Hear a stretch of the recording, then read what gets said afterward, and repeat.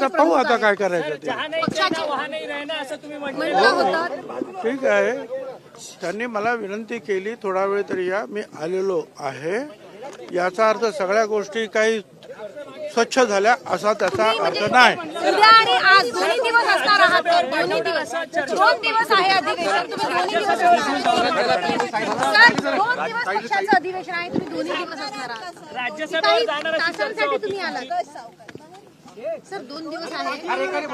अरे पक्षाचं अधिवेशन 2 दिवस आहे. तुम्ही 2 दिवस राहणार आहात का उपस्थित? एवं असा कुठलाही प्रस्ताव माझ्याकडे नाही राज्यसभेवर जा किंवा काय. तो जो होता पूर्वीचा मंत्रिपदाची वाटणी करताना तो मी नाकारलेला होता की एवढा सोडून मी कुठे जाऊ शकत नाही. त्यामुळे हे तुमच्या ज्या काही सूचना ज्या आहेत काय या सूचना ह्या चुकीच्या आहेत आणि मला असं वाटतं की तुम्ही सूचना करू नये. साहेब तुम्ही दिल्लीला गेला होतात का मुंबईतून नाशिकला आलात? मी मुंबईहून दिल्लीला नाही गेलो, मी चेन्नईला गेलो होतो.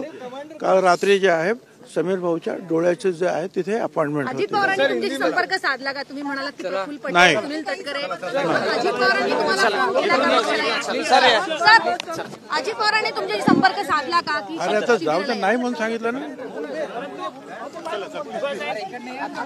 यापुढची वाटचाल कशी असणार आहे? कारण की समता तुमची भूमिका कधी तुम्ही स्पष्ट करणार आहात? प्रत्येक गावात आता शाखा समता परिषदेचं काम चालूच राहील. तुम्ही तुमची भूमिका कधी स्पष्ट करणार आहात? निवडणुकीमध्ये उतरणार आहे का? राजकारणात उतरणार आहे का? ते पाहू काय करायचं ते. थांबा, वेळ द्या. पक्षाच्या शिबिराला भाषण करणार आहात? भाषण करणार आहात? कसं संबोधणार आहात?